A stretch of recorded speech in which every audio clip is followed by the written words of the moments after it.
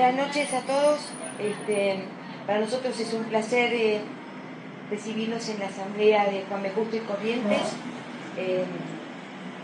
Tenemos compañeros de militancia de base muy sólidos, que saben mucho, que nos enseñan y abrevan en la militancia de base de esta asamblea también, y para nosotros es un honor hoy estar acá y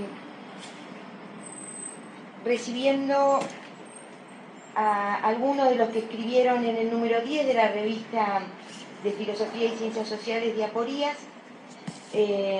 Estaba pensando que sacan ustedes hoy el número 10, hace no muchos meses la asamblea cumplió 10 años. Bueno, que hay un correlato en la militancia y las reflexiones teóricas. Bueno, damos la bienvenida en la presencia de Graciela Cohen, Rodrigo Steinberg, Rafael Villegas, Nicolás Cardone, Cecilia Gómez, Aldana Naredo, Leonel Tribilsi y Agustín D'Acunto, que están acá y han escrito en este número, y por supuesto a Rubén Dri, que nos va a contar bien de qué se trata esto. Bueno, muchas gracias.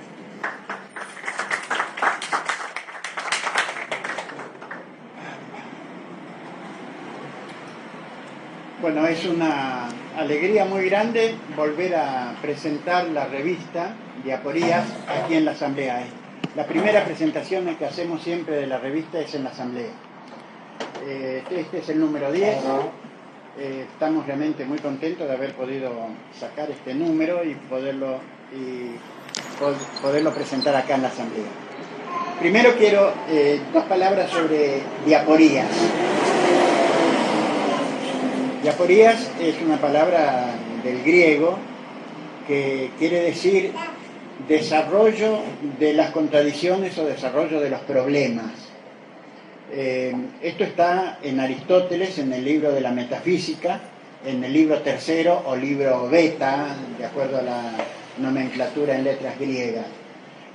Aristóteles dice que para resolver una aporía, es decir, una contradicción, todos sabemos lo que es la aporía, precisamente en castellano.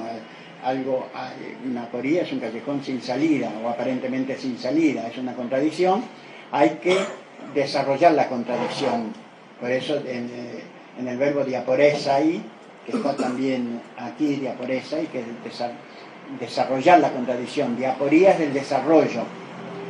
Y estaría el tercer paso, que es la euporía, que sería la salida, o sea, sería la superación. En términos dialécticos, entonces sería el primer momento, ¿no es cierto?, el problema, la presentación del problema. El segundo momento viene a ser el desarrollo del problema, la contradicción, y el tercer momento, precisamente la solución.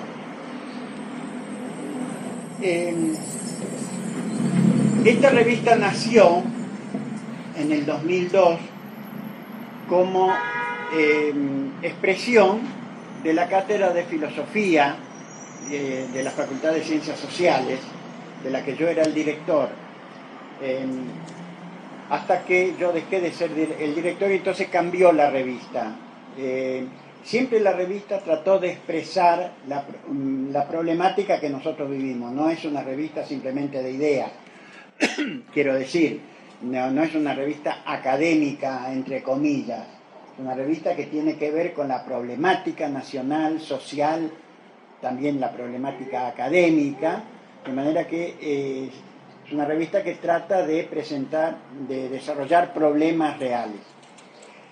Desde el 2008, que dejo de ser director, o 2009, que dejo de ser director de la cátedra de filosofía, la revista pasó a dividirse en dos partes. Una parte que tiene que ver directamente con filosofía y la otra parte que tiene que ver con sociología de la religión, que es otro espacio del que yo soy director también, porque tengo una cátedra que es sociología de la religión. Y ahora se agregó una tercera parte, que es el tema del bicentenario. Por lo tanto, esta revista tiene tres partes. La primera parte sobre el bicentenario, la segunda sobre filosofía y la tercera parte sobre sociología de la religión.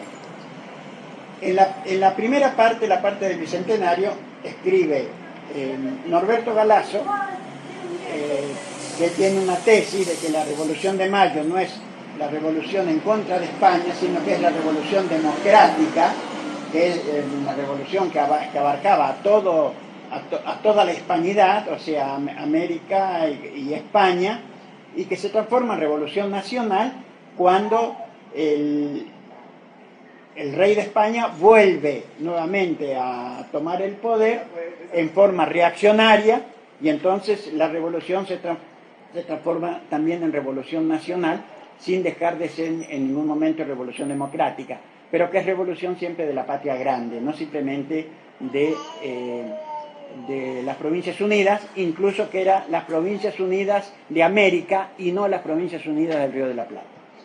Después está Felipe Piña, que plantea la diferencia entre el centenario y el bicentenario. Después hay dos artículos, uno de Carla Weinstock, que tiene que ver con centenarios y bicentenario, que también trata en esta contraposición entre lo que fue el centenario y lo que es el bicentenario, lo que es nuestro bicentenario. Y finalmente el artículo de Graciela Cohen sobre Néstor como símbolo. Aquí introduce un poco la simbología religiosa y Néstor como símbolo precisamente del proyecto nacional y popular. Esto es lo que tiene que ver con el bicentenario. Después viene la parte filosófica, en la que Julieta Lizaola, que es una compañera mexicana, escribe sobre lo sagrado y lo profano, haciendo una distinción entre lo sagrado, lo profano y lo religioso, la importancia que tiene la simbología religiosa en la construcción del sujeto, en la construcción del proyecto. Después, Rodrigo Steinberg sobre la ideología como verdad. Aquí se introduce, toda esta parte introduce mucho toda la dialéctica entre hegeliano-marxiana, ¿no? Tanto el artículo de Steinberg como el de Sergio Friedemann, que es Enajenación y extrañamiento en la fenomenología del espíritu de Hegel. Hay un artículo acá del compañero Villegas que tiene que ver con el psicoanálisis, el marxismo y la teología de la liberación. Bueno, nosotros no nos achicamos, nosotros nos metemos con todo, etcétera. Todo lo que realmente sirve para la liberación, para el proyecto, ahí nosotros lo incorporamos. Para eso es precisamente la dialéctica, ¿no? Y finalmente el artículo de Soledad Sánchez y Nicolás Cardone, que es una lectura del prólogo de la fenomenología al retorno a Hegel, en el cual plantea cómo nunca se llega a un universal concreto, completo, cosa que ya está en Hegel, pero que ahí lo toman así sec, etcétera, y hacen un análisis o unas reflexiones que son sumamente interesantes e importantes. La tercera parte es sobre sociología de la religión, en la cual hay un artículo de Romina sobre el debate sobre la violencia en el movimiento de sacerdotes para el tercer mundo, debate que sigue siendo muy actual, debate muy importante que tiene que ver con el cristianismo en su compromiso con el proceso de liberación. Un artículo de Cecilia Gómez sobre el cielo y la Biblia entre los tobas del oeste formoseño, un artículo sumamente interesante, hermoso, donde empleando todo el encuadre dialéctico hegeliano, trata de ver cómo los tobas construyen una nueva identidad donde está su propia religión, su propia historia, el cristianismo introducido por los anglicanos y el Estado moderno. Creo que es un artículo sumamente inspirador, interesante. Después están el artículo de Vanessa Lerner y Angélica Tevez, que tiene que ver con las tensiones al interior de la Iglesia en la época del Concilio Vaticano II, cómo en la Iglesia hay movimientos conservadores y movimientos liberadores, y documentos que tienen que ver con ambas corrientes. Un artículo de Inés Areco, Antonella Comba, Aldana Naredo, María Florencia Ruggerio y Lionel Tribilsi, que tiene que ver con la Biblia latinoamericana. El texto que fue reinterpretado por los movimientos de liberación latinoamericanos y sobre todo por el movimiento de sacerdotes para el tercer mundo. Y finalmente un trabajo muy interesante también de Agustín D'Acunto sobre Francisco de Asís y Tomás Münzer, dos expresiones de las corrientes liberadoras en el seno del cristianismo. Bueno, esto simplemente para saber de qué se trata en esta revista. Y ahora lo que vamos a hacer no es ninguna conferencia, sino vamos a tratar esto en asamblea. Y en asamblea todos tomamos la palabra. Aquí hablarán los compañeros, las compañeras que trabajaron en la revista, que hicieron reflexiones, los compañeros y las compañeras que no trabajaron en la revista, todos reflexionaremos y los temas irán variando. Acá no vamos a distinguir entre sociología de la religión, filosofía y bicentenario, sino que todo tiene que ver con todo tiene que ver especialmente con lo que nos interesa, que es un proyecto de liberación, proyecto muy comprometido, de manera que aquí vamos a ir tomando la palabra, vamos a ir reflexionando, y van a surgir ideas y se van a entrevesar las ideas. Bueno, y esto es precisamente lo que queremos. Esta es la manera como nosotros tratamos en la asamblea y es la manera como nosotros vamos a comentar nuestros problemas a partir de esta revista. Es decir, la revista es un pretexto, todos los artículos son un pretexto para poder pensarnos, para poder pensar nuestra realidad. Esa es la intencionalidad que nosotros tenemos al hacer esta presentación de la revista. De manera que ahora ya formalmente esto queda abierto, ¿no es cierto? Y quien quiera tomar la palabra, toma la palabra. Ahí hay un micrófono, tiene que estar el micrófono, cada cual se hace cargo del micrófono, toma la palabra y se hace responsable de las palabras. Bien, queda entonces esto bien.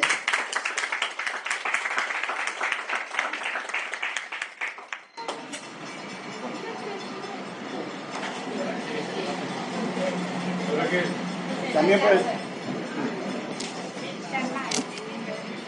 Hola. Bueno, buenas noches. Mi nombre es Rafael Villegas. Voy a ser breve, así podemos dar lugar a los otros compañeros y poder reflexionar entre todos. El trabajo de investigación que presenté para el Rubén me dio el honor de poder publicarlo en su revista. Es una versión adaptada de una ponencia que di en una conferencia de psiquiatría y psicoanálisis en La Habana el año pasado. Y se trata, la titulé La neurosis es el opio de los pueblos. Se me ocurrió este título como una síntesis operadora de un contrapunto entre Marx y Freud, porque muchos de ustedes sabrán que, bueno, Marx decía que la religión es el opio de los pueblos y Freud decía que la neurosis es la concepción restringida de la religión. Freud trabaja mucho en lo que se llama concepción amplificada y concepción restringida. La neurosis sería la concepción restringida de la religión y la religión la concepción amplificada de la neurosis. Entonces me parecía que la neurosis es el opio de los pueblos en un título que sintetizaba ese lugar de contrapunto y de encuentro entre el pensamiento de Marx y Freud. Para muchos, Freud nunca tuvo nada que ver con el pensamiento de Marx, y en alguna medida es cierto porque Freud fue un crítico del marxismo, también de Hegel, a quien lo calificó su pensamiento como una filosofía oscura, pero muchos pensadores dentro de las corrientes del psicoanálisis, como Blecher y Wilhelm Reich, pudieron reconocer en el pensamiento de Freud categorías que se movían dentro de la lógica dialéctica materialista, ¿no? Y la noción de conflicto en ese sentido nos orienta en esa dirección de la que Freud no tenía mucha conciencia, pero que en algún punto razonaba con categorías dialécticas. El propósito fundamental de este trabajo, en definitiva, es poder plantear una articulación dentro de lo que se conoce en la Argentina y en varios países como el psicoanálisis implicado y la teología de la liberación. Sobre la teología de la liberación no voy a decir mucho porque más o menos todos sabemos de qué se trata, y lo único que podría decir como síntesis muy grosera, es que es la transformación de la sociedad, la búsqueda de la sociedad de iguales, que Jesús llamaba, y los evangelios lo llaman reino de Dios, Marx lo denominaba reino de la libertad, nosotros lo podemos llamar el comunismo, el socialismo del siglo XXI, etc. El psicoanálisis implicado es un desarrollo teórico que lo viene trabajando el doctor Alfredo Grandi, un médico psiquiatra con quien trabajo, que en su corpus teórico condensa una cantidad de saberes de las mejores tradiciones dentro del psicoanálisis y el marxismo, tanto en la línea de Wilhelm Reich, Blecher y otros autores muy importantes de la Argentina. Bien, hasta ahí la introducción del trabajo y luego me introduzco en el concepto de neurosis. La neurosis es una patología que nosotros habitualmente la relacionamos desde un enfoque puramente endógeno. Y el propósito del trabajo es problematizar la categoría neurosis como una patología que no solamente obedece a causas endógenas. De hecho, Freud hace un trabajo muy importante sobre estas cuestiones cuando plantea lo que se conoce como series complementarias, pero también son muchos los textos donde Freud va a mostrar la naturaleza patológica de la neurosis como algo que ocurre como consecuencia de lo que se conoce como el malestar en la cultura.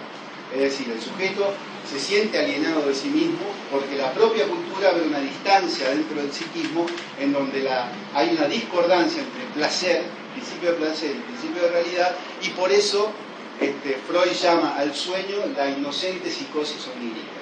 Es decir, nosotros deliramos en el sueño porque es una forma compensatoria frente a la frustración que el malestar en la cultura nos impone y nos reprime en nuestros instintos y deseos.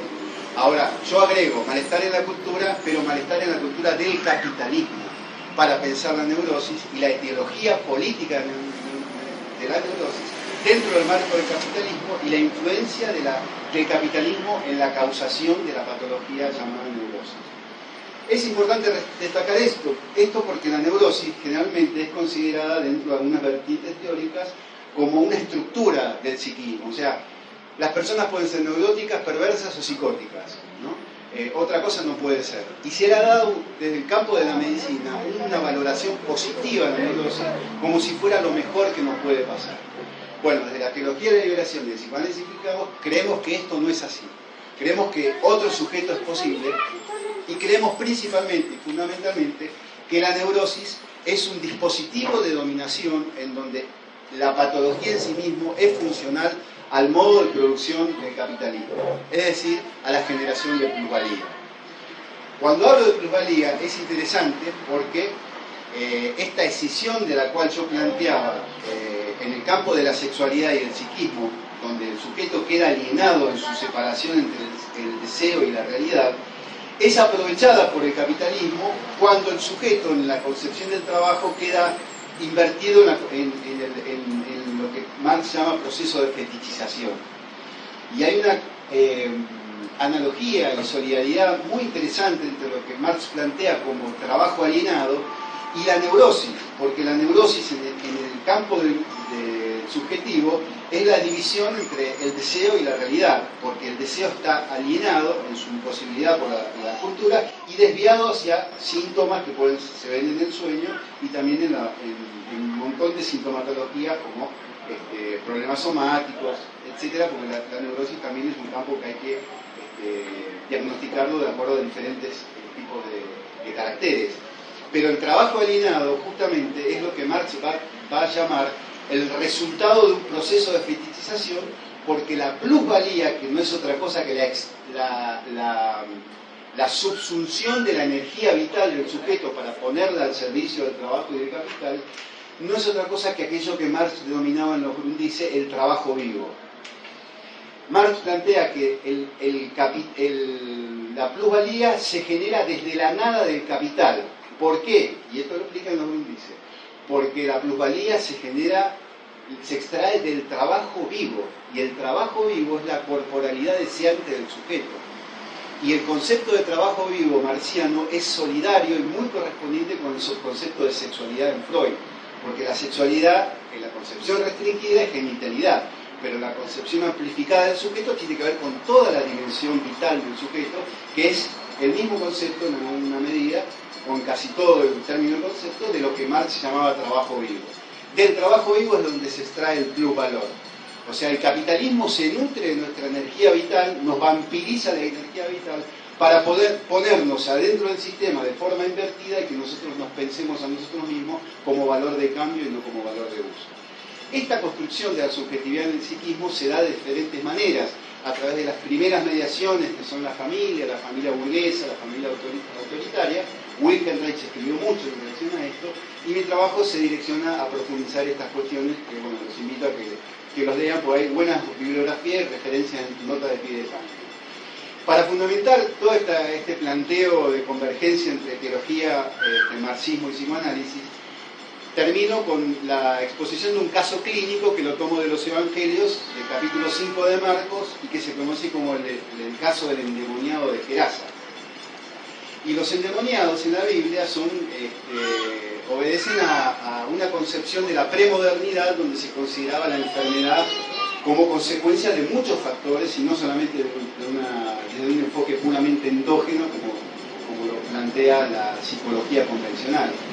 Entonces, en el relato de la posesión demoníaca, que aparecen muchos en la Biblia, pero este especialmente nos revela cuestiones referidas al dominio del imperialismo en el orden de lo subjetivo. Rubén va a hacer yo planteo algunos comentarios de bibliografía de libros de Rubén, donde el demonio, la posesión demoníaca, tiene que ver con el poder del imperio introyectado en la conciencia del sujeto. Ese poder, Freud también, que en la Biblia aparece como legión, y explica Rubén refiriéndose a las legiones del Imperio Romano, Freud también va a utilizar la misma expresión para referirse al superyo como un mecanismo intrapsíquico que nos regula a partir de la culpa y del mandato. Y es interesante esa analogía, porque Freud también piensa en las mismas categorías de eso que nos gobierna, de ese imperialismo en la conciencia, como una legión, como una guarnición militar. Finalmente el artículo termina mostrando cómo la terapéutica de Jesús es una praxis profundamente liberadora, porque aborda la patología mental, que en este caso sería la neurosis, y en Marx el proletario oprimido. Jesús lo aborda desde una dimensión sociopolítica, ¿no? Porque en las comunidades del cristianismo del primer siglo de la era cristiana se organizaban en base, yo quiero enriquecer el trabajo para que ustedes profundicen, pero quiero agregar algo más, el soporte epistemológico sobre el cual se construían los dispositivos de salud mental, se apoyaban en tres pilares fundamentales, que es lo que se conoce como la didaje, la koinonía y la eucaristía. La didaje era la enseñanza de la comunidad, la reflexión política. La koinonía era la vida en comunidad y la eucaristía era el compartir el pan, ¿no? Los bienes para todos. Entonces, en ese dispositivo de amparo y de salud mental, el sujeto podía reproblematizarse a sí mismo y su padecer subjetivo para poder recomponer su subjetividad desde un lugar comunitario. Y esa política de amparo era lo que permitía la superación de la neurosis para empezar a reconocerse como un sujeto corporal, pero de una manera comunitaria. Bueno, en estas líneas avanza mi trabajo y espero que lo puedan leer, criticar y que lo busquen. Muchas gracias.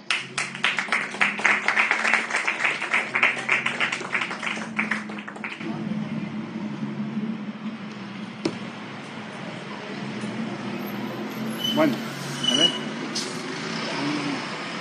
Dale, vos, dale, sí. Hace falta el micrófono igual. Sí, hagamos exposiciones breves para que... Sí, yo te quería preguntar cómo lo ves actualmente los tratamientos que se realizan, en función de que ahora hay muchísimos diagnósticos que quizás congelan un poco esto que vos planteás después de la única posibilidad de poder salir a partir de compartir, a partir de un trabajo quizás mucho más integral del sujeto. ¿Cómo pensás ahora que se realizan los diagnósticos a la medicina que tratan esos temas en la actualidad? Que yo no sé, por lo menos una gran preocupación. Bueno, en líneas generales los diagnósticos, las categorías diagnósticas siempre funcionan en torno a criterios adaptativos.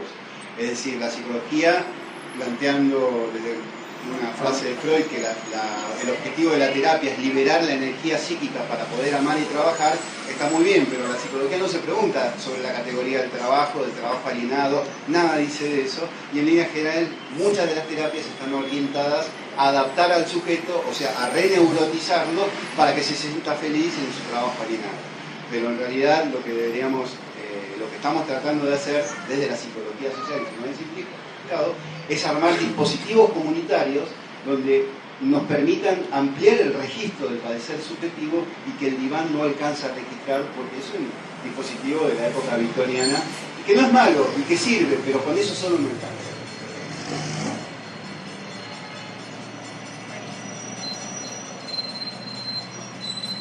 Bueno, sí.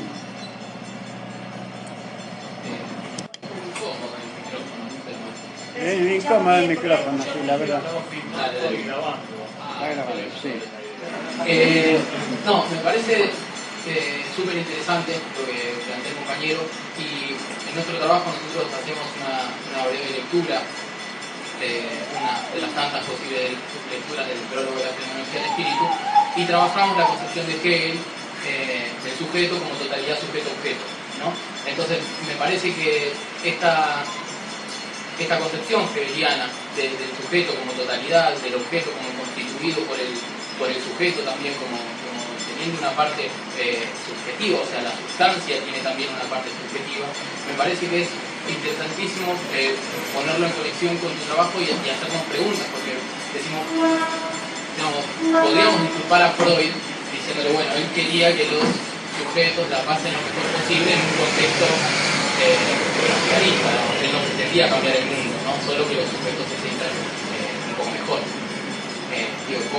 ¿Cómo podemos pensar una transformación, entendiendo de nuevo la totalidad sujeto-objeto, de las estructuras sociales y de las estructuras subjetivas? Porque digamos, pensar en distintos tratamientos psicológicos me parece que no terminarían de modificar el problema si es que efectivamente las raíces de la no superación de la realización, la no vuelta del sujeto a sí mismo, entendiendo también al sujeto como sujeto objetivo. ¿Cómo podemos pensar a partir de estas categorías esa superación? Me parece que es interesante lo que plantea para abrir nosotros interrogantes, no te voy a pedir una respuesta porque... No, sí. Gracias.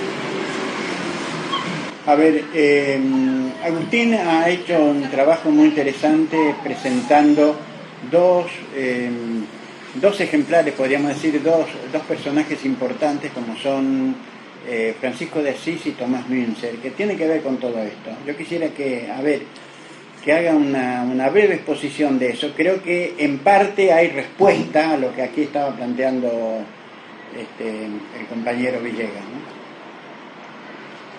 Dale, ahí tenemos, o aquel o lo mismo.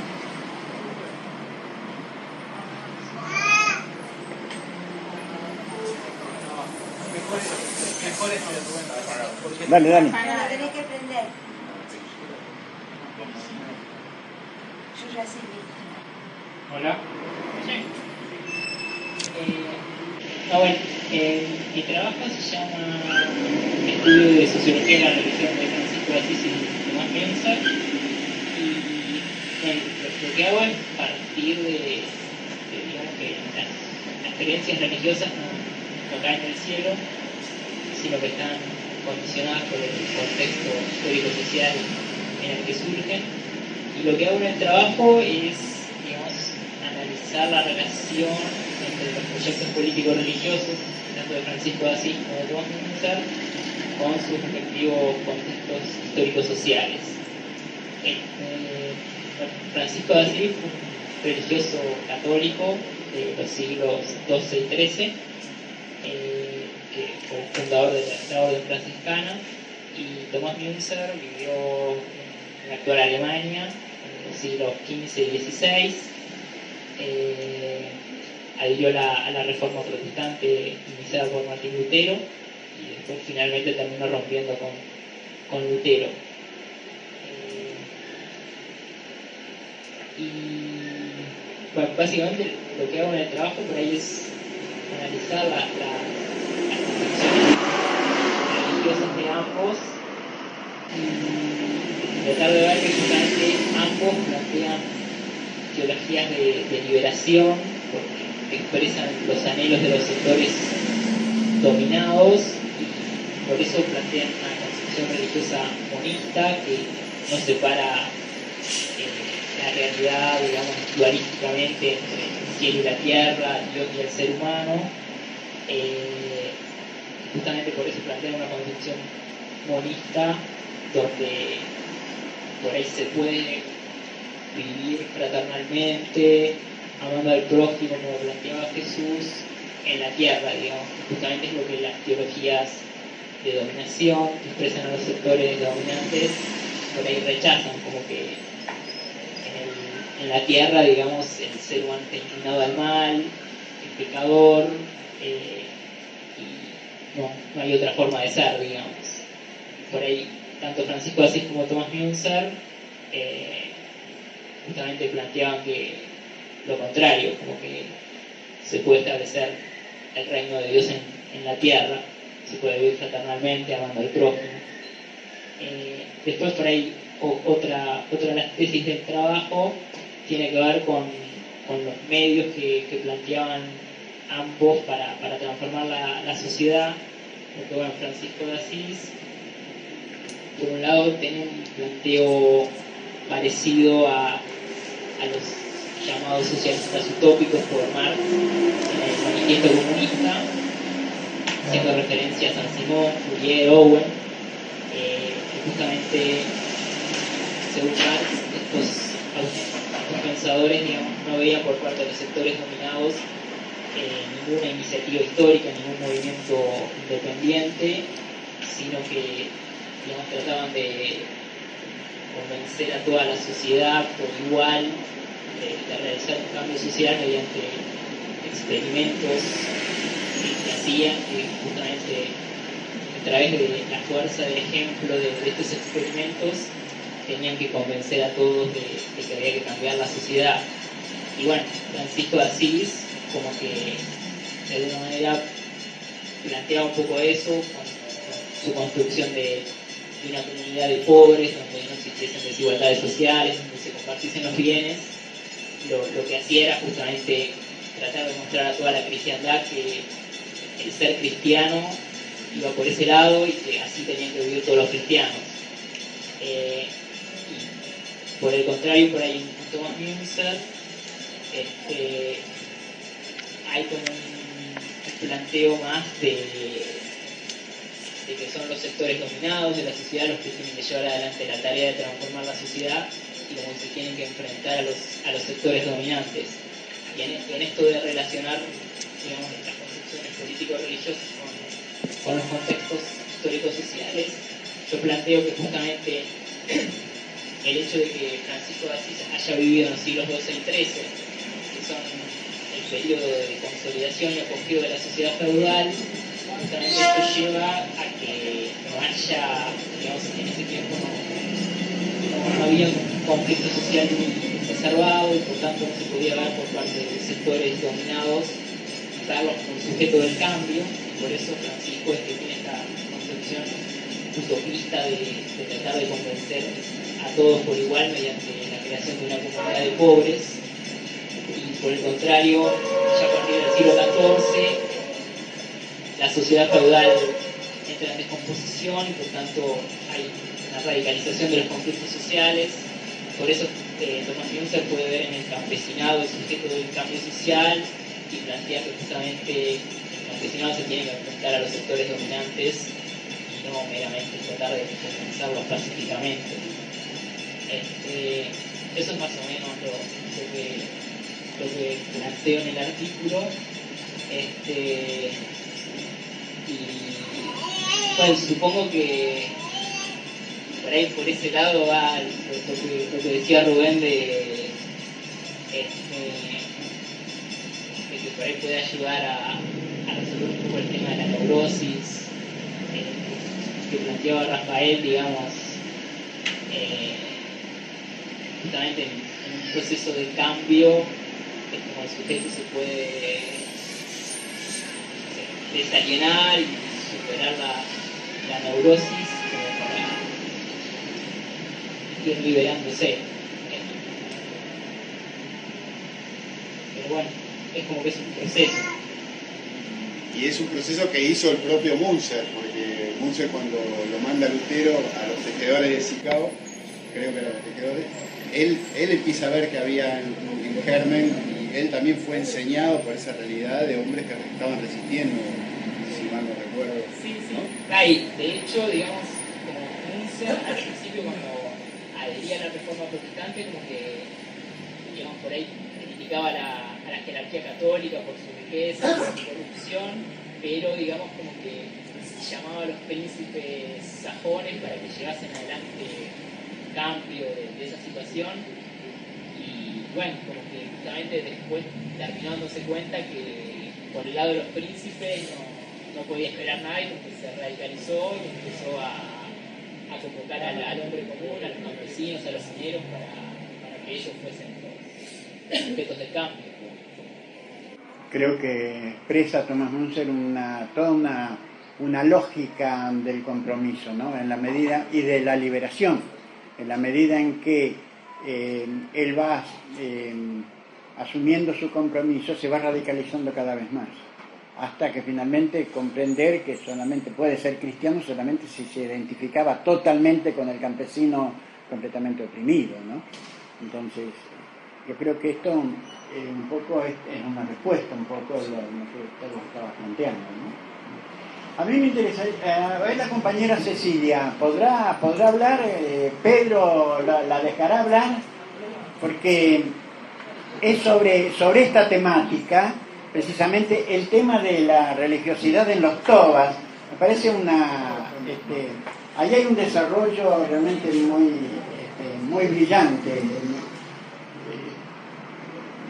sobre cómo se construye la identidad, ¿no es cierto? Y cómo todo el aspecto religioso está involucrado en esa construcción.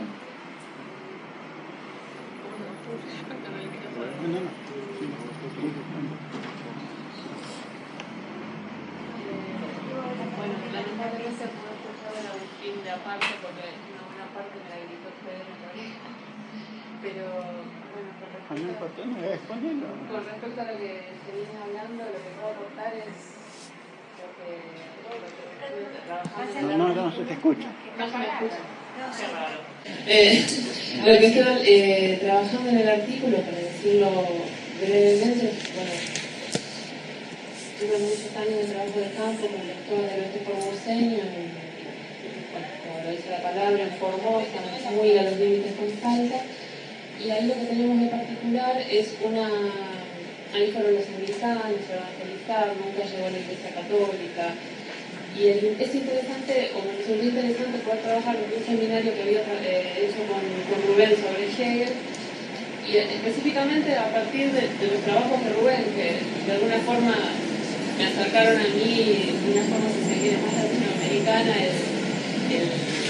lo que iba diciendo Hegel, se me permitió a mí poder tratar de ver cómo los temas reconstruían su identidad y cómo lo religioso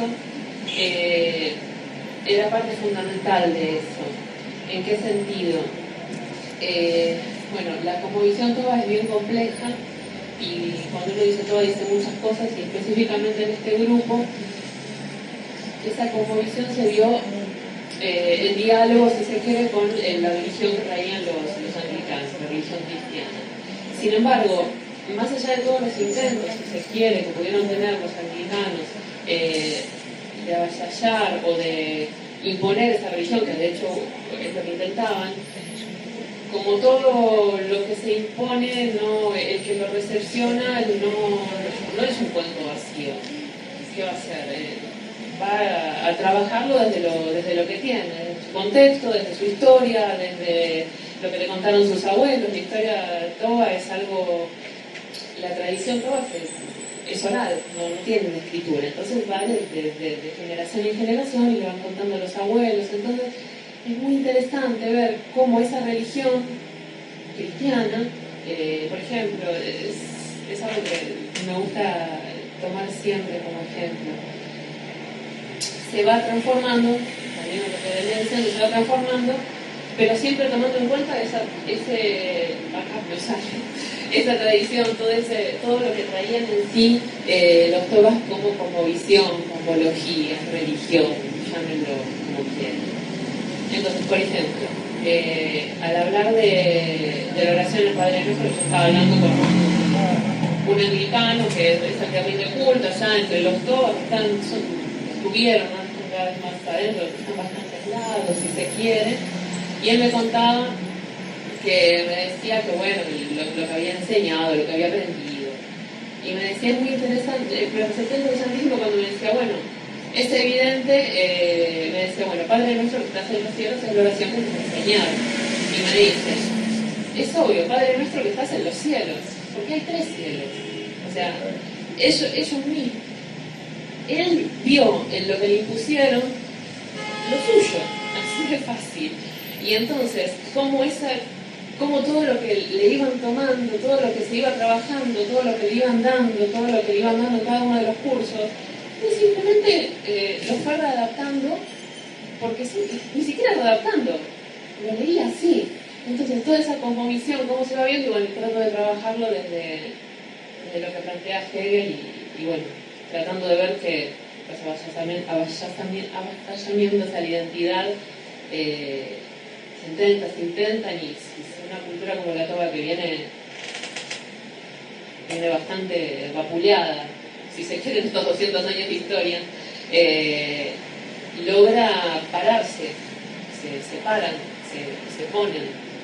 Y bueno, y me interesó trabajar eso, ¿no? Que uno siempre habla de la de cómo los avasallan y cómo... Pero también se ponen, ellos tienen su idioma y se están construyendo todo el tiempo. ¿Desde dónde? Desde esa misma religión que si se quiere se les quiso imponer. ¿Por qué? Porque las leen desde cómo son.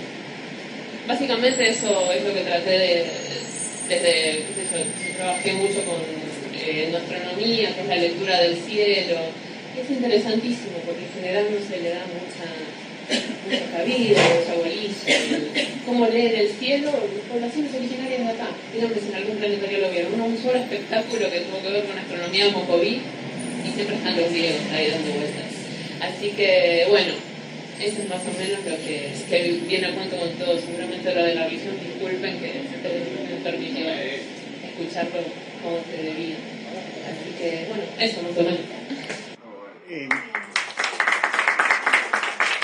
Yo les recomiendo leer después este trabajo, realmente para poder entender un poco, ahora tenemos el problema de los COM, etcétera, todo ese problema de los pueblos originarios, que problema que existe desde hace 500 años, pero que nosotros nos hemos dado cuenta hace poco, ¿no es cierto?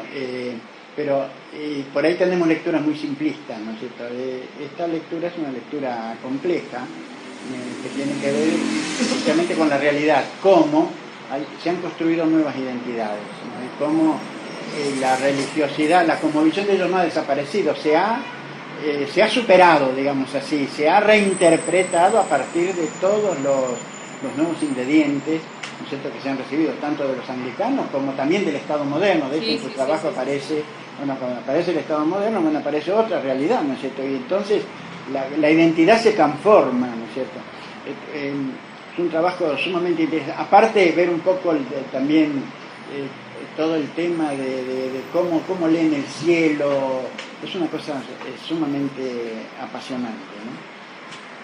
Bueno, esto se conecta también con cómo leemos la Biblia, cómo se ha leído la Biblia, y aquí hay todo un grupo que nos ha trabajado el tema de la Biblia latinoamericana, ¿no es cierto?, que tiene que ver precisamente con todo esto, ¿no? Bueno, aquí está la que dirigió el trabajo, pero no sé, está Aldana, está Roberto.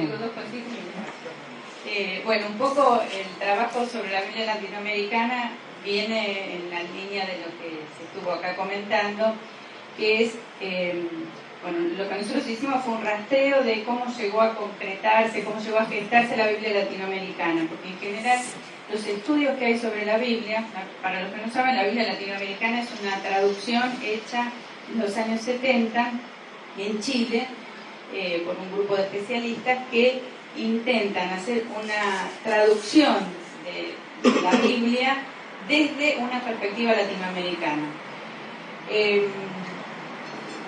nosotros un poco pensamos que así como la Reforma Protestante necesitó de una nueva Biblia, por eso se hicieron las traducciones del latín a lo que se llaman las lenguas romances, ¿sí? O las lenguas vernáculas, para que todo el mundo pudiera leer, no solo los eruditos que eran los únicos que se manejaban en latín, ¿no? Los sacerdotes, los ligados a la iglesia y algunos pocos que sabían leer y escribir y manejaban el latín. Entonces la Reforma hace una traducción para que todos, digamos, para que el pueblo pudiera leer la Biblia, ¿no? Junto con eso se hacen, bueno, la Biblia viene junto con la difusión de la imprenta, ¿no? Lo que hace el abaratamiento del libro y que todos puedan acceder a la Biblia.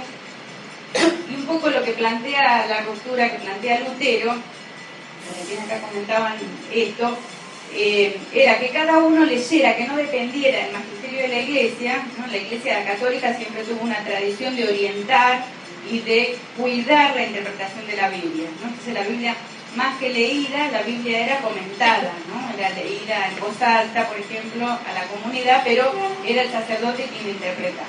La Reforma lo que busca es un contacto directo entre el que lee y la Biblia, ¿no? Sin una mediación.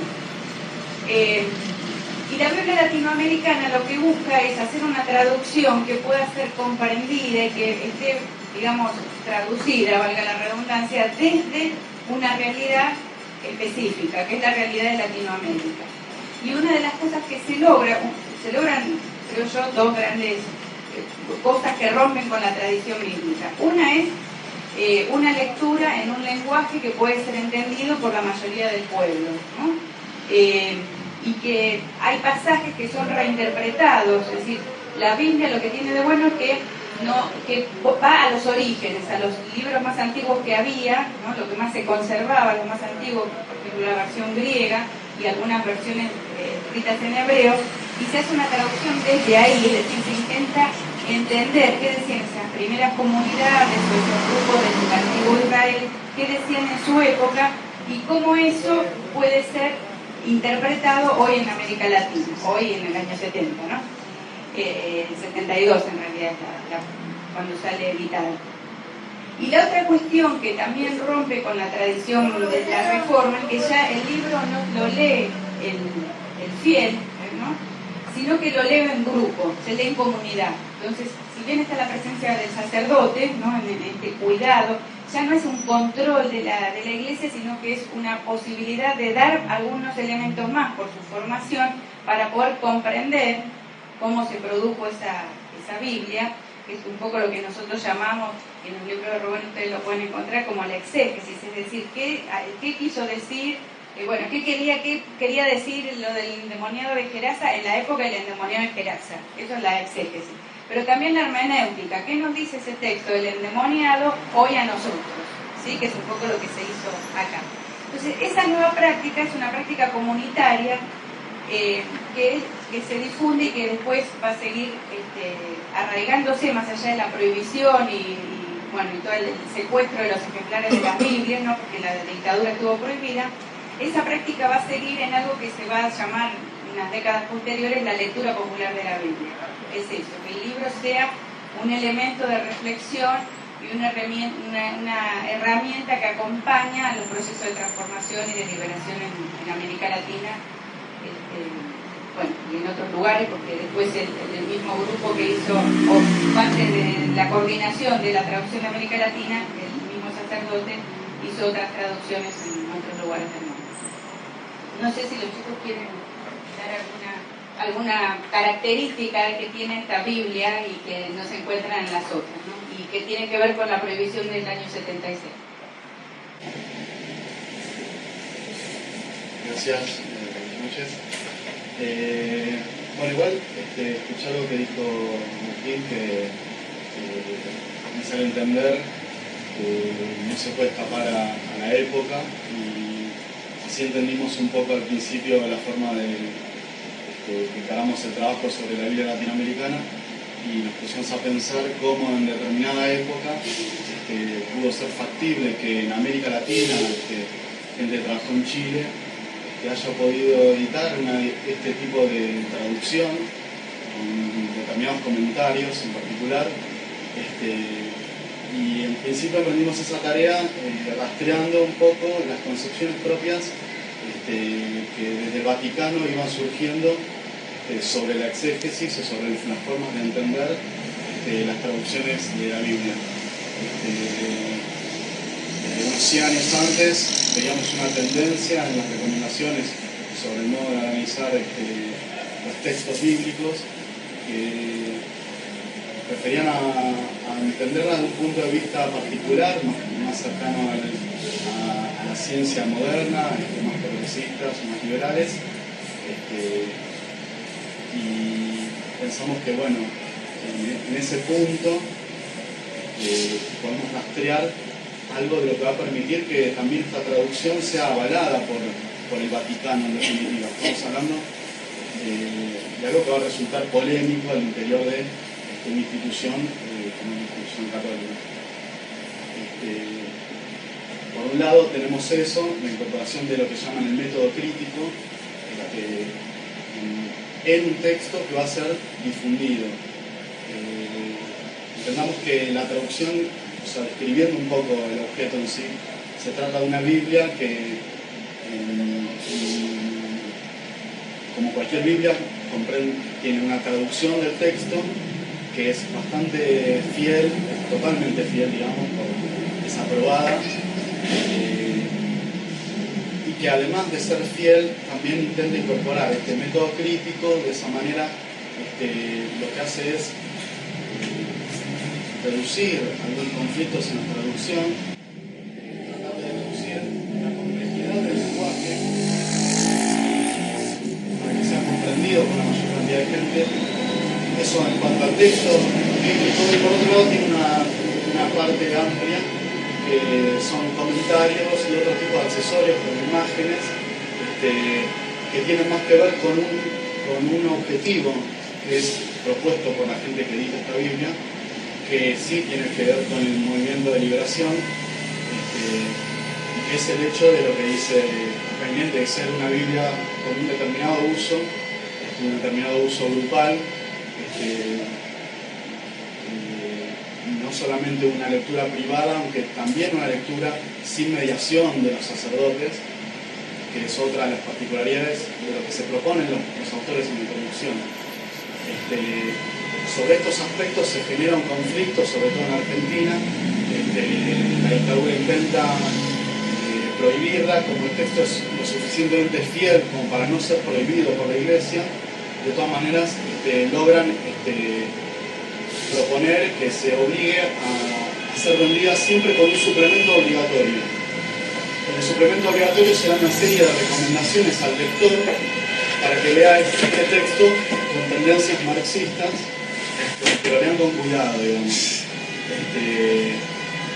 Al leer, y ahora por ahí ella nos va a contar un poco más sobre el suplemento, porque ella trabajó mucho más eso, destacamos que las críticas que se le hacen al texto no radican en la traducción en sí del texto bíblico, sino en ese cuerpo de accesorios, comentarios, fotos, ilustraciones que acompañan al texto bíblico.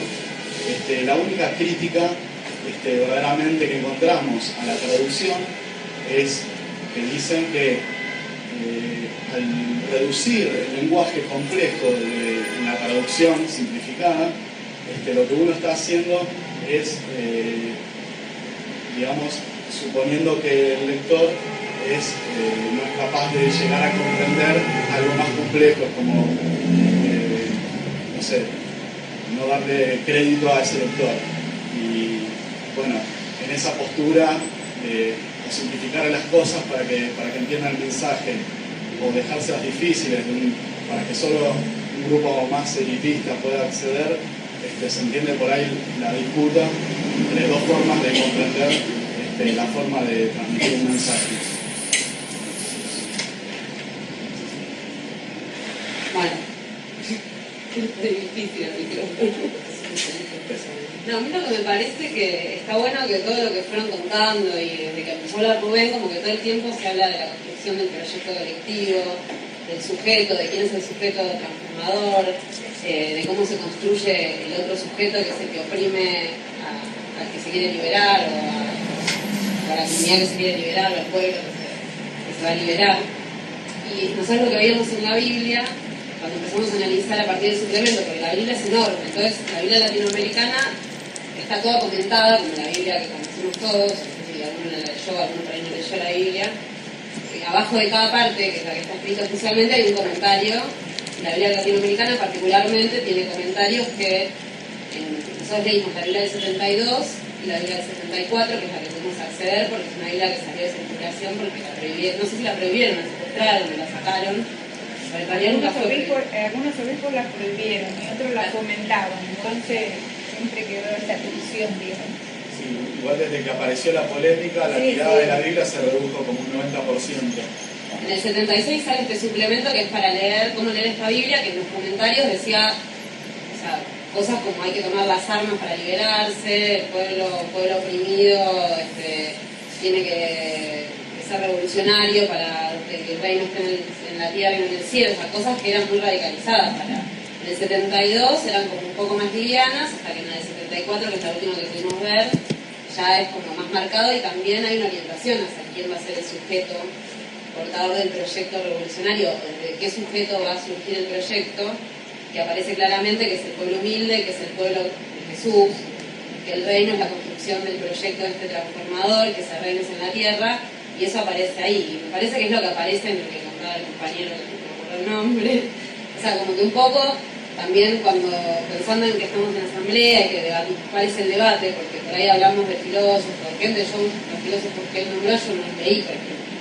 Pero me parece que el punto de comunión es pensar, o sea, siempre cuál es o sea, cómo se construye el proyecto transformador, que aparece en casi todo lo que hablaron los compañeros, y en otras partes, porque yo escribo también como compañera, y que aparece en el Bicentenario, cómo se construye la identidad, cómo se construyó el proyecto ahí, cómo se construye ahora, quién es el sujeto transformador, y que eso me parece que es lo que aparece. Está bueno lo que dice la Biblia, que también es una expresión de la época, pero que todo el tiempo la búsqueda, me parece, de la época en la que escribe cada uno, es pensar esto, cómo se piensa uno como sujeto y cómo se transforma la realidad. Parece que es como para pensar un poco entre todos que el aporte que cada uno hace desde ese lugar. Parece que todos más o menos pensamos por ahí. Bueno, en la construcción de la identidad entra toda la simbología sobre la cual aquí la compañera ha trabajado especialmente. Así que, con otra compañera, bueno, también, claro. ¿Cómo? Bueno, nosotros trabajamos con algo que nos conmovió profundamente, que fue la Marcha de Cerquillo.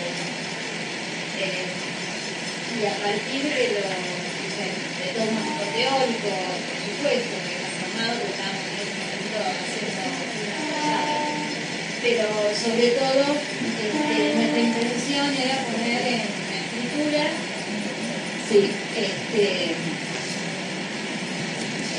una temática que tenía que ver con eso, qué piensa el pueblo, recuperar ese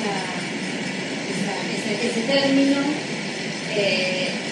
justamente confrontar con lo que aparecía en los medios, cómo a pesar de los medios, ya nosotras no fuimos las sorprendidas por esa masa que apareció en la plaza, pero que esa famosa masa que había aparecido en la plaza, que estaba ocultada, la hicimos hablar también, porque la verdad que nos interesó mucho el testimonio.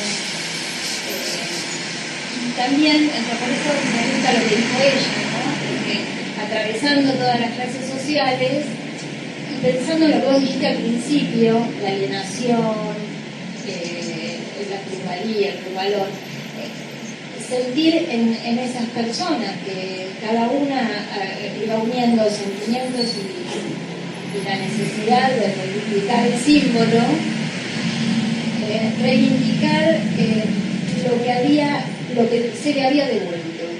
Y no era solamente aquel que no tenía nada o aquel que no sabía, sino en líneas generales sentir reivindicarse como grupos, como colectivos.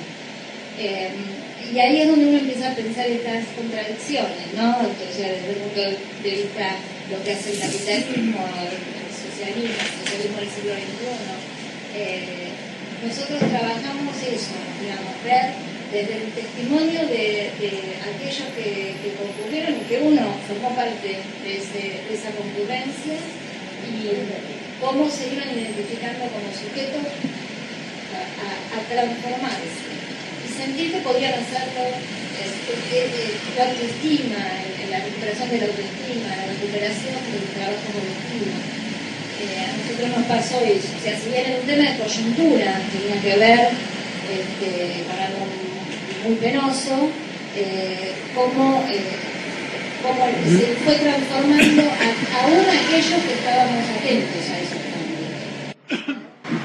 Para nosotros fue un trabajo muy enriquecedor, por supuesto tomando muchísimo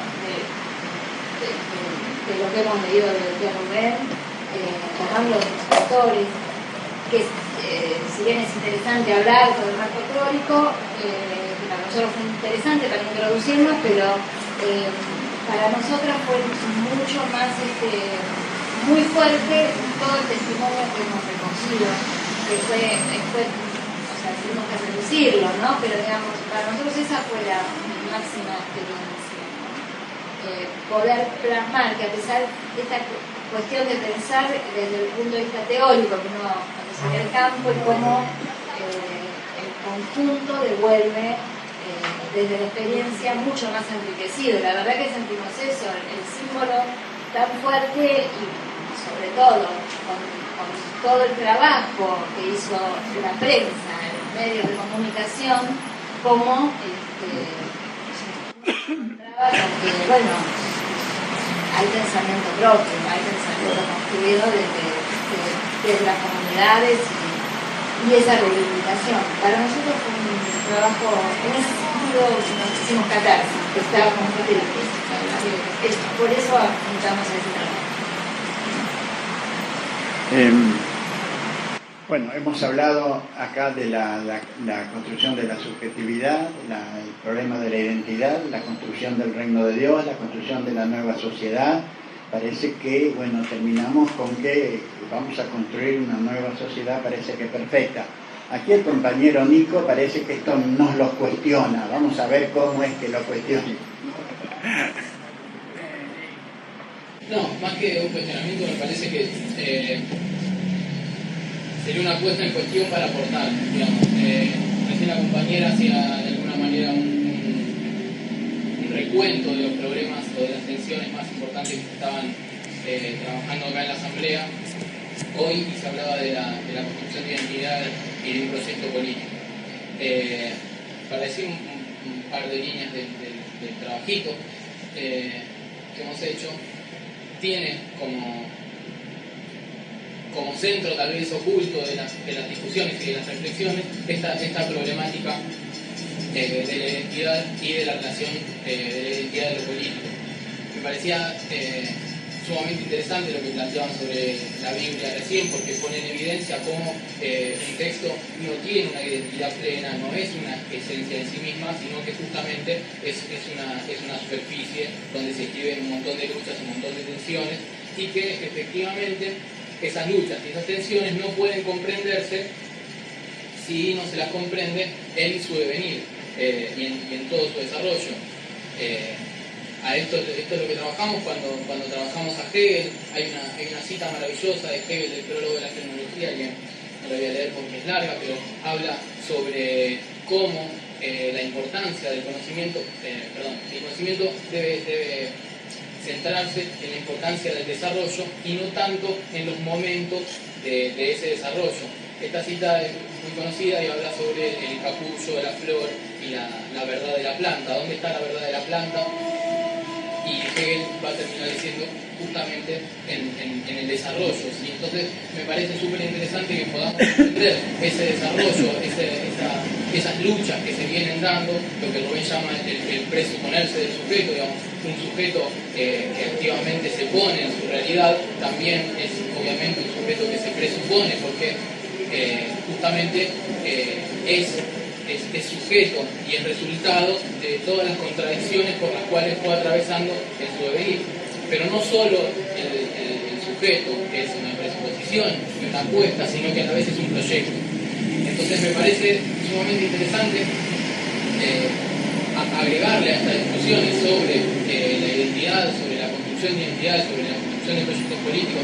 Lo mismo me pasaba cuando la compañera hablaba de los tobas y de que se modificaba o no se modificaba una identidad. Entonces, digamos, nosotros preguntaríamos desde nuestro trabajo si es que existe una identidad toba, si es que existe una identidad de los españoles, si es que existe una identidad del pueblo latinoamericano que puede llegar a leer desde una visión latinoamericana esencial una determinada coyuntura, o justamente esas identidades se van construyendo en lucha y efectivamente también son parte de esa lucha. O sea, el logro de la postulación de que una Biblia sea latinoamericana porque se hace desde una lectura latinoamericana es justamente el logro efectivo de la constitución de una identidad latinoamericana en este caso, o lo mismo en la discusión de los tobas, digamos, ¿no? No es que vienen los españoles a modificar la identidad, sino que justamente en la lectura de qué es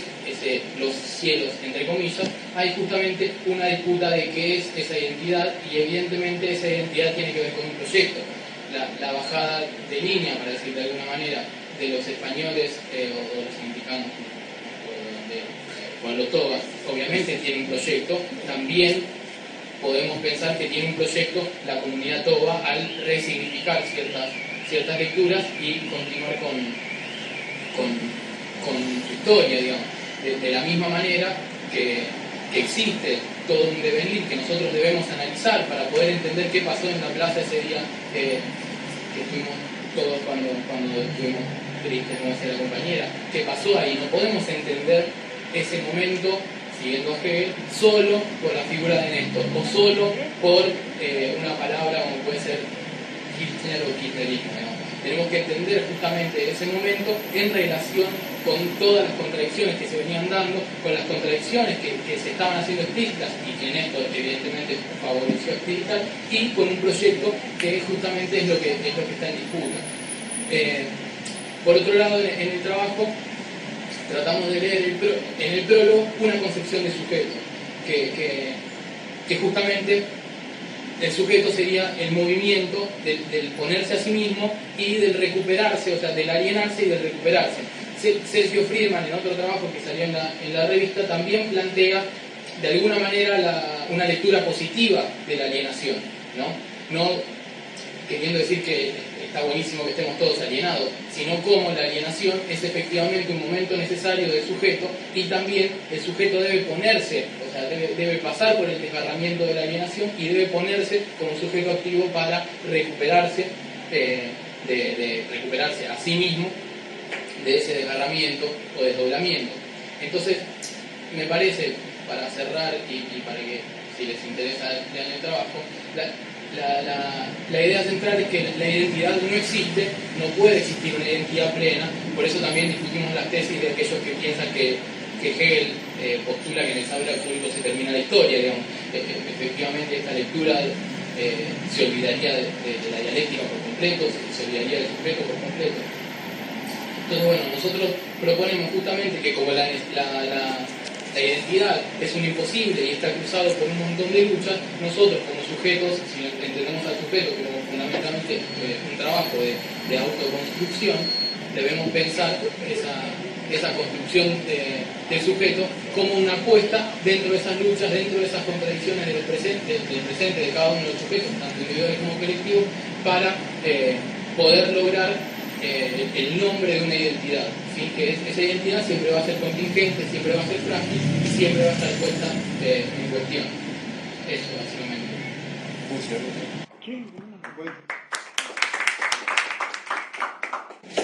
Realmente es muy interesante el trabajo y cómo lo comentaste. Encontramos una coincidencia bastante interesante entre esto que planteabas de que no existe la identidad plena. Y es importante, porque yo me olvidé de remarcar un aspecto, y es que la noción de salud mental, la expresión salud mental, es tomada del campo de la medicina biológica, ¿no?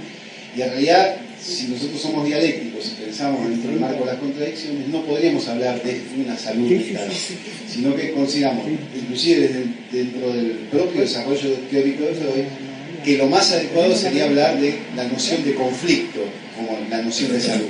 Salud es igual a conflicto psíquico, ¿no? Y el problema del enfermar es cuando se detiene esa dialéctica, como lo plantea Rubén en el trabajo.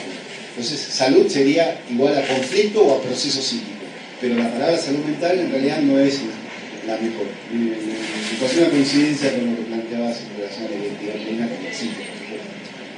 Buenísimo, gracias. Todos pueden hablar, ¿eh?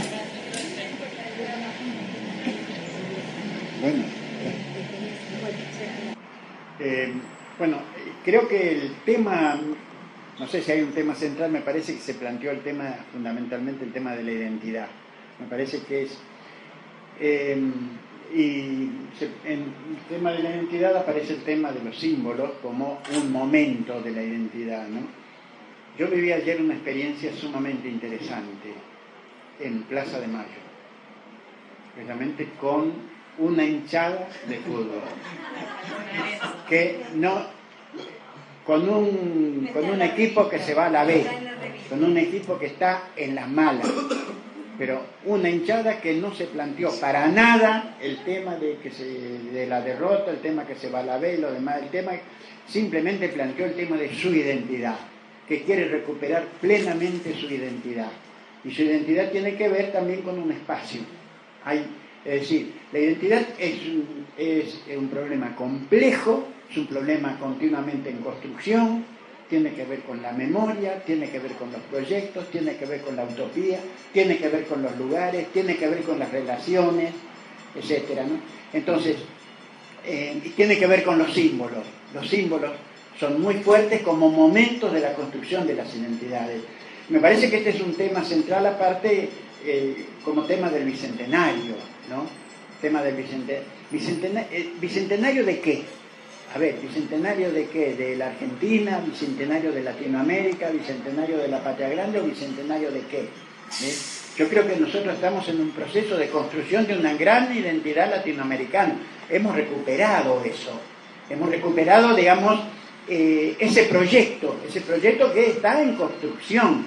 Y entonces, además, un proyecto que está en construcción y que cuando parece que estamos en camino, se nos vienen problemas como el problema de las minas a cielo abierto, el problema de las petroleras, el problema de la tragedia de Once, una cantidad de problemas donde volvemos a cuestionarnos nuevamente si es que estamos realmente en ese proyecto de construcción de la identidad que tiene que ver con proyectos concretos, materiales, simbólicos, etc.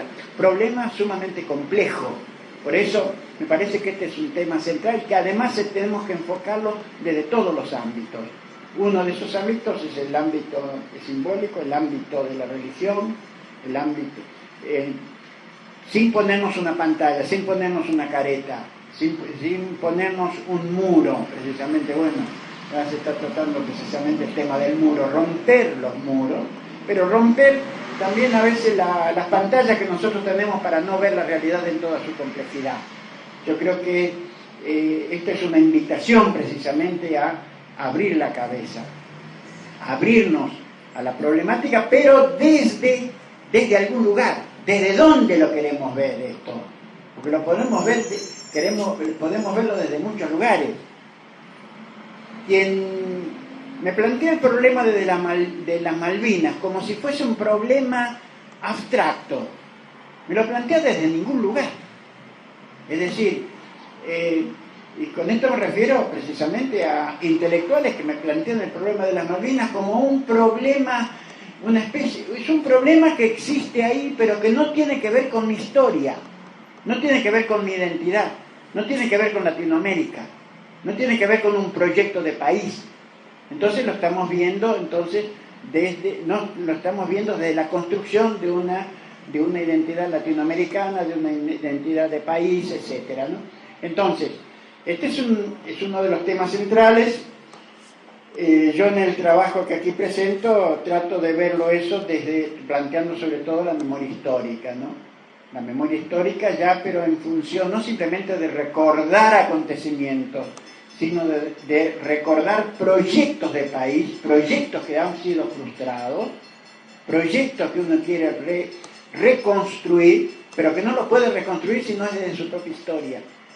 Esto no se puede reconstruir sino es desde las luchas de los pueblos originarios, la lucha de los federales, las luchas de los anarquistas, las luchas de los socialistas, las luchas irigoyenistas, las luchas peronistas, etc.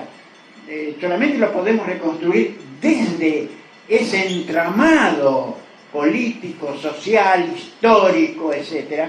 La memoria tiene que traernos todo eso, pero de una manera recreativa. Es decir, nosotros lo recreamos, nosotros no recordamos cualquier cosa. Nosotros también seleccionamos. Y seleccionamos no simplemente para recordar o para volver atrás, sino para construir hacia adelante, pero solamente podemos construir desde la historia, es decir, de una determinada identidad histórica que nunca está hecha. No existe la identidad. Existe el proceso de identificación, el proceso de construcción de la identidad, proceso siempre complejo y que no termina en un absoluto, muy bien expresado con Nico, ¿cierto? No termina en un absoluto como si ese absoluto fuese ya el cierre o la comunidad perfecta. Eso no existe. Existe siempre esa construcción, ¿no es cierto?, que es un camino hacia adelante, que por eso es tan importante distinguir entre lo que es la utopía, que debe estar siempre presente, y los proyectos concretos con los cuales tenemos que caminar. Bueno, no quiero de ninguna manera cerrar, quiero que esto esté abierto para todo el que quiera hacer intervenciones. Solamente quiero expresar que estamos muy contentos de que esto se haya expuesto acá. Recuerdo que el próximo viernes acá vamos a tener una conferencia sobre el tema de las minas a cielo abierto, y vamos a tener entonces debate sobre eso. Uno de los problemas precisamente que tiene que ver precisamente con este proyecto nacional popular que nosotros queremos seguir construyendo, y nos encontramos con determinados problemas sobre los cuales, bueno, tenemos que debatir para ver precisamente qué camino nosotros podemos ir tomando. Después, el miércoles siguiente, ya no el otro viernes, sino el miércoles siguiente, vamos a tener una conferencia sobre el petróleo, y vamos a debatir también sobre eso. Sobre eso quiero ya dejar las invitaciones. Vamos a hacer otras presentaciones de esta revista. El 28 vamos a hacer una presentación en La Plata. El 29 vamos a hacer una presentación en Ático. El compañero pertenece precisamente a Ático, que es una cooperativa de salud, ¿no? Y el 30, esto lo quiero invitar ya especialmente, el 30 vamos a hacer la presentación en la Facultad de Ciencias Sociales, en Santiago del Estero 1039, con la presencia, va a estar el decano, va a estar Norberto Galazo, va a estar Inés Areco. Vamos a tratar de hacer una presentación ahí, esperamos que una concurrencia masiva, ¿no? Entonces estamos todos invitados a propagandizar y a participar. Bueno, dejo el micrófono para que quien quiera decir algunas palabras.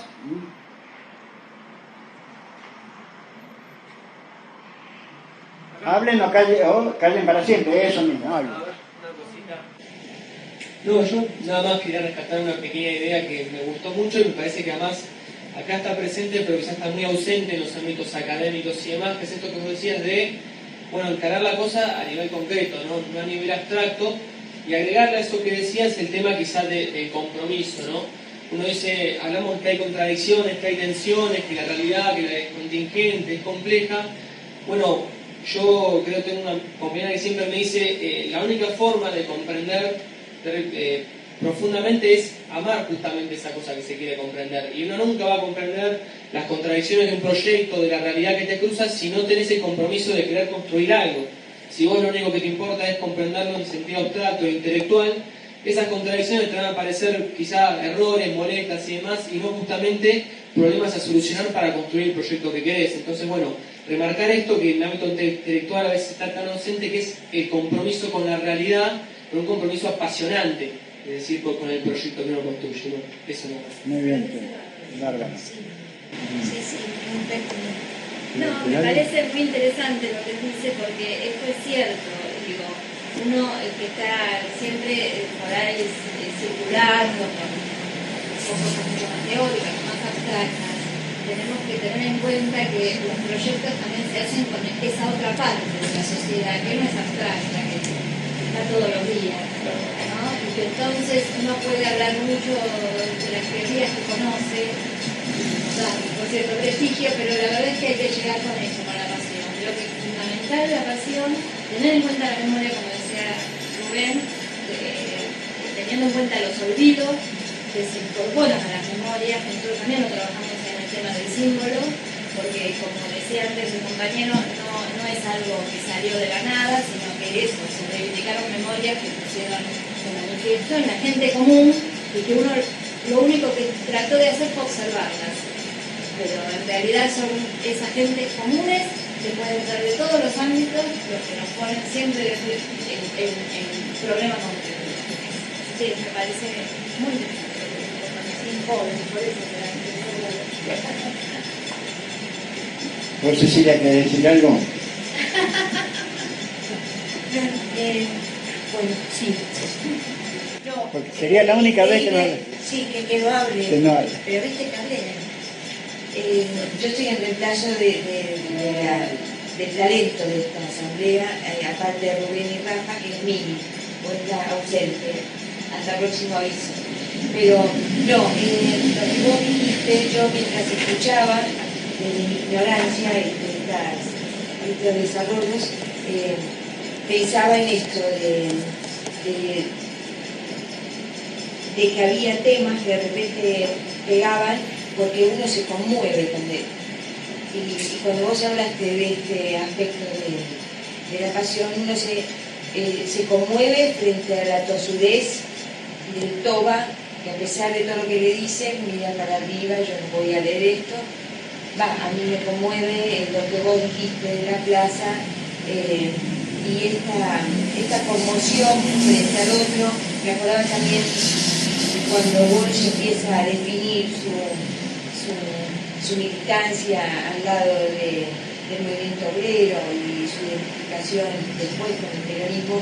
Una de las cosas que lo conmovió es esta tenacidad, resistencia que tenían los obreros cuando contaban sus historias una y otra vez, en esta cosa que parece, seguramente la identidad se construye, pero hay como una genética que tiene que ver con la historia y lo que uno ha escuchado y esto de conmoverse. Y bueno, es nada. ¿Vos, Matilde? Dale. No, yo estaba pensando... Poné el micrófono. Vos sabés que yo lo opino al micrófono, pero... bueno, yo no soy de hablar intelectualmente así muy... Pero bueno, lo digo desde la práctica, desde toda mi vida en la militancia. Pero yo pensaba en algo que realmente, si hay alguien que es un ejemplo, es Rubén, porque todo lo que estuvimos hablando ahora y sacando lo último que vos decís, que no solamente es intelectualizar, escribir, pero es vivirlo y que se te pase por el cuerpo la experiencia. Y yo me recuerdo de Rubén cuando fuimos al parque, no a las rejas, yo lo veía a Rubén con el cartelito como cualquiera de nosotros, y así en todas las marchas, y si hay que entregar un papel y explicar por qué estamos haciendo determinados trabajos, bueno, Rubén no tiene ningún problema, puede ser el profesor de lo mejor y puede estar abajo como si fuera soldado raso, digamos. Pero ese es un ejemplo, realmente. Y si nosotros como asamblea hace 10 años que estamos trabajando, porque aquí cada compañero ha aportado desde su lugar, desde su vida, su militancia, o algunos se han incorporado después con la militancia, pero estudiamos, porque nosotros siempre tratamos de estar actualizados por todos los acontecimientos que van apareciendo y militamos y hacemos lo que tenemos que hacer en la práctica también, ¿no? No nada más que eso. Laura, ¿vos querés hablar? ¿Decir algo? ¿No? Bueno, no sé si alguien... ¿Está? Bueno, entonces, ¿vos querés hablar? No. ¿Vos querés hablar? Sí. No. Bien. Bueno, entonces, muchas gracias a todos por la